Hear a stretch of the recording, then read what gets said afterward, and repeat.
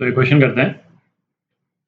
एक फंक्शन दे रखा है अपने को x is equal to a sine square omega T plus b cos square omega T plus c sine omega T cos omega T. ठीक है, तो चार अलग अलग कंडीशंस दे रखी हैं। किन कंडीशंस में ये ऊपर वाला जो एक्सप्रेशन जो है वो SHM होगा वो अपने को बताना है।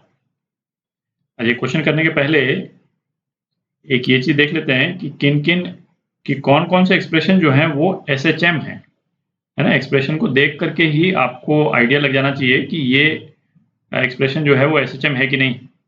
ठीक है, तो जैसे सबसे सिंपल रिलेशन से यदि शुरू करें, है ना, अभी अपन क्वेश्चन नहीं डिस्कस कर रहे, SHM को किस तरह से हम पहचान सकते हैं उसको देख रहे हैं।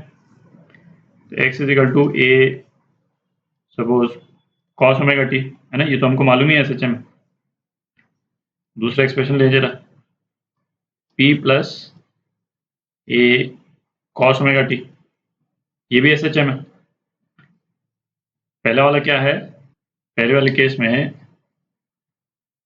सपोज ये x एक्सिस है, ठीक है, तो x एक्सिस पे ये पार्टिकल जो है वो SHM कर रहा है a के एम्पलीट्यूड से। ठीक है, ये पहला वाला केस हो गया। दूसरा वाला केस क्या हुआ, यदि यहाँ पे ओरिजिन है तो ओरिजिन से p की दूरी पर पार्टिकल जो है वो SHM कर रहा है, इसके लेफ्ट में जा रहा है, राइट में जा रहा है। ठीक है, और ये कितना है, ये a है। ठीक है, तो इस वाले पॉइंट के कभी लेफ्ट में जाएगा कभी राइट में जाएगा, और इस पॉइंट के अबाउट SHM कर रहा है। फिर देखते हैं, suppose a1 cos omega T plus a2 cos omega T plus 5। ठीक है, इस तरह के जितने एक्सप्रेशंस हैं जहां पे हम sinusoidal waves of same frequency, ये ध्यान रखें, ये इंपॉर्टेंट है। अलग अलग SHMs जिनकी फ्रीक्वेंसी सेम हो, उनको यदि हम ऐड करते हैं तो सुपरपोजिशन ऑफ SHM होता है और नेट रिजल्ट भी जो है वो SHM बनता है। ठीक है, इसमें मेन चीज ध्यान देने वाली क्या है कि जितने SHMs को हम ऐड करें उनकी एंगुलर फ्रीक्वेंसी सेम होनी चाहिए। ठीक है, ये अपन देख चुके हैं एक एग्जांपल में, यदि अलग अलग फ्रीक्वेंसी के SHMs को हम ऐड करते हैं तो पीरियोडिक मोशन तो बनता है पर वो SHM नहीं बनता है। ठीक है, उसका ग्राफ भी आप देख चुके हैं। फिर अच्छा, ये तो वो हो गया। अच्छा, हम इसमें चाहें तो कितने भी ऐड कर लें, कितने भी SHM हम ऐड कर लें, बेसिकली सुपरपोज करके एक नया SHM बना देंगे, प्रोवाइडेड हर एक का ये ओमेगा सेम होना चाहिए। ठीक है, अच्छा, अब जरूरी नहीं कि इसी फॉर्म में अपने को दिया हो, अपने को स्क्वायर के फॉर्म में भी दिया हुआ हो सकता है। ठीक है, तो कॉस स्क्वायर ओमेगा टी को हम सिंपल, है ना, ये स्क्वायर वाली टर्म अपने को हटानी है। ठीक है, तो कॉस स्क्वायर थीटा ये क्या होता है, तो ये होता है कॉस 2 थीटा प्लस 1 अपॉन 2। ठीक है, तो इस तरह से हम इसको रिप्लेस कर सकते हैं, a1 cos 2 omega T plus 1 upon 2। ठीक है, तो अब ये वाला जो टर्म है वो इस टर्म जैसा हो गया, है ना, एक तो कांस्टेंट है। ठीक है, जैसे ये p कांस्टेंट था, और दूसरी टर्म आ गई जिसमें एंगुलर फ्रीक्वेंसी ओमेगा की जगह 2 ओमेगा हो गई। ठीक है, तो ये वाला जो एक्सप्रेशन है, इस SHM की एंगुलर फ्रीक्वेंसी जो है वो 2 ओमेगा होगी। ठीक है, अच्छा, इसी तरह से यदि आपको a1 sine square omega t दे रखा हो, है ना, सेम चीज उसको भी हम कॉस में चेंज कर सकते हैं, ये रिलेशन भी आपको मालूम है। साइन स्क्वायर ओमेगा टी को भी कॉस 2 ओमेगा टी के टर्म्स में, है ना, हमको चेंज करना आता है। अच्छा, x जो है वो यदि इस टाइप से दे रखा हो, sign omega T cos omega T, ठीक है, ये तो हमको मालूम ही है ना, साइन थीटा कॉस थीटा जो है साइन 2 थीटा अपॉन 2 होता है, लिख ही देते हैं, है ना, a/2 साइन 2 ओमेगा टी, है ना, हो गया। तो एम्पलीट्यूड ये हो गया इसका, और एंगुलर फ्रीक्वेंसी क्या हो गई 2 ओमेगा हो गई, ठीक है। अच्छा, थोड़ी जगह बना लेते हैं। अच्छा, अब देखें, यदि अपने पास में है ये एक्सप्रेशन हो a cos cube omega T, ये एसएचएम है क्या? तो इसमें एक्चुअली क्या है, जब भी कोई पावर वाली टर्म हो तो उसको सिंपल जो है ना ओमेगा टी, 2 ओमेगा टी, इस तरह के टर्म्स में सबसे पहले अपने को तोड़ना जरूरी है, ठीक है। तो इसको हम तोड़ेंगे तो क्या आएगा, अपने को ये मालूम है cos 3 थीटा ये किसके बराबर होता है, ये होता है 4 cos cube theta minus 3 cos theta, इसके बराबर होता है। अपने को क्यूब के टर्म्स में देखा है तो ये क्या हो जाएगा, a cos 3 omega T upon 4 plus 3/4 cos omega T, ठीक है। इस फॉर्म में चेंज हो गया। अच्छा, अब ये वाला जो एक्सप्रेशन जो है वो एसएचएम नहीं है, ऑल्दो जो इंडिविजुअल जो इसके टर्म्स हैं ये एसएचएम्स हैं। तो ये एसएचएम क्यों नहीं है, इसमें ये वाला जो एसएचएम है उसकी एंगुलर फ्रीक्वेंसी ओमेगा है और इस वाले एसएचएम की एंगुलर फ्रीक्वेंसी 3 ओमेगा है। तो दो एसएचएम्स को जब अपन ऐड करते हैं जिनकी एंगुलर फ्रीक्वेंसी अलग अलग हो तो वो उससे रिजल्टेंट जो है वो एसएचएम नहीं बनता है ना, कोई दूसरे तरह का पीरियोडिक मोशन बनता है। उसका ग्राफ अपन देख चुके हैं एक बार, तो इसको ध्यान में रखें। तो ये है ना ब्रॉड प्रिंसिपल्स हैं। तो अब अपन एग्जामिन करते हैं कि ये जो एक्सप्रेशन अपने को दे रखा है ना, ये एसएचएम बन रहा है नहीं बन रहा है या किस कंडीशन में बन रहा है ना, निकालते हैं, सिंप्लीफाई करते हैं इसको। तो इस एक्सप्रेशन को सिंप्लीफाई करते हैं, अपने को ये स्क्वायर वाली टर्म्स हटानी है और इसका एक रिजल्टेंट अपने को लिखना है, मतलब दो टर्म्स नहीं आनी चाहिए साइन या कॉस की, है ना, अलग अलग करना है इसको। तो करते हैं, है ना, ये क्या हो जाएगा, अच्छा साइन स्क्वायर थीटा को हम कॉस 2 थीटा के टर्म्स में लिख सकते हैं। ये क्या हो जाएगा, a/2 1 minus cos 2 omega T, ठीक है।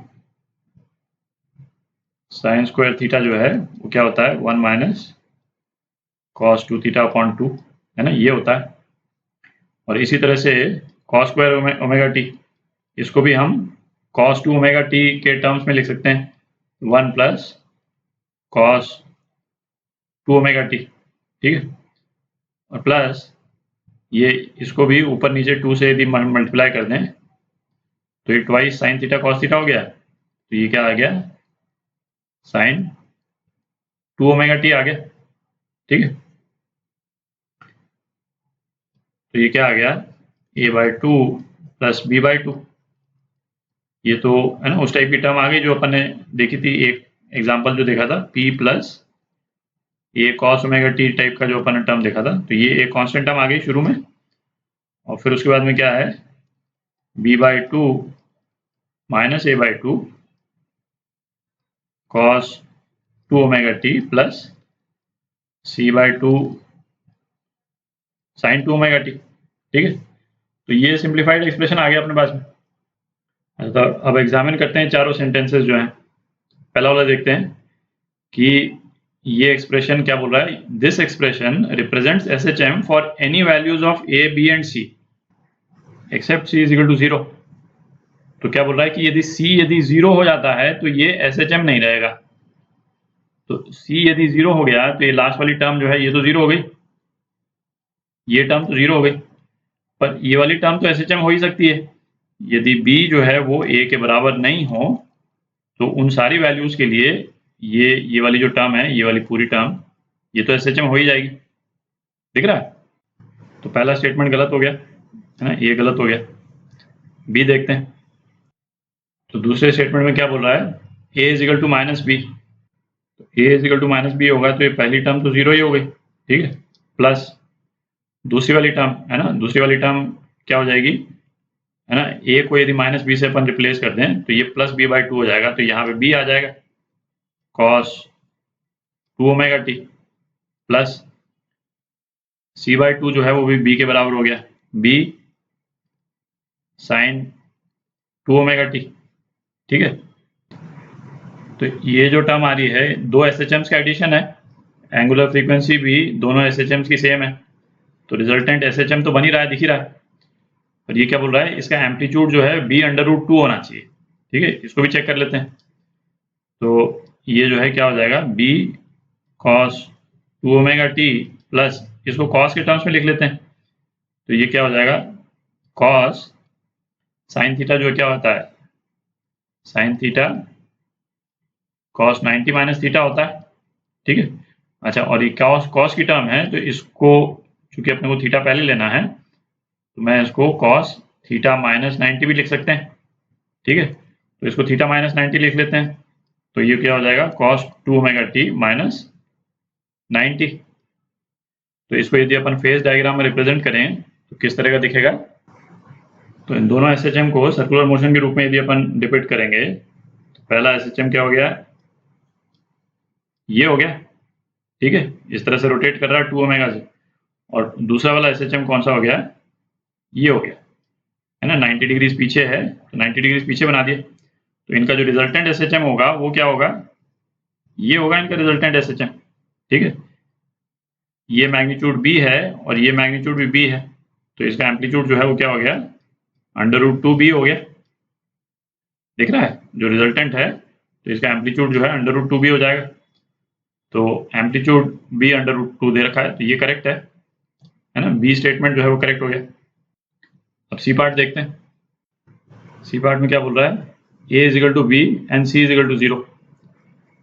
तो अब आप देखें a इजिकल टू बी में ये टर्म तो 0 ही हो गई, ठीक है, सेकेंड टर्म 0 हो गई, एंड c इजिकल टू 0 में ये टर्म भी 0 हो गई। तो अपने पास में क्या रह गया, केवल एक कांस्टेंट रह गया, ठीक है, तो केवल एक कांस्टेंट वैल्यू रह गई x की, तो एसएचएम तो हो ही नहीं रहा है, ठीक है। तो सी पार्ट जो है ये गलत हो गया, है ना, इससे एसएचएम नहीं बनेगा। डी पार्ट देखते हैं, डी में क्या बोल रहा है, a इजिकल टू बी, है ना, again a is equal to B, तो ये सेकेंड टर्म तो 0 ही हो गई, है ना, b और a बराबर, and c is equal to 2b, तो c इजिकल टू 2b में ये टर्म क्या हो गई, b साइन 2 ओमेगा टी हो गई, है ना, प्लस, और यहाँ पे ये b हो गया।